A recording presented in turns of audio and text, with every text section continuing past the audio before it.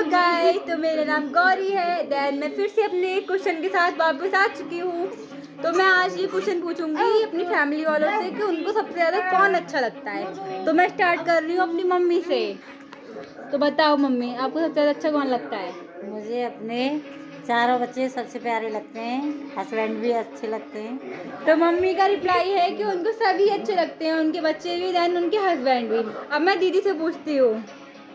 घर में से यहाँ से किसी में से भी बता सकती हो आप। मुझे मेरे बच्चे पसंद है।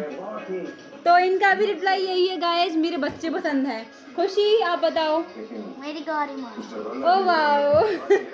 मीना। मेरी एक सच्ची दोस्त है, बहुत अच्छी है, पर कभी कभी गुस्सा दिखाती है, पर मुझे वही बहुत ज़्यादा पसंद है। तो गाइस ये भी मेरे ऊपर बात हो रही है, मैं अपनी भाभी से पूछती हूँ। मुझे अपनी लाडू अच्छी लगती है, क्यूटी सी। तो आज का मेरा क्वेश्चन कैसा लगा आप लोगों को कमेंट में बताना। Bye bye.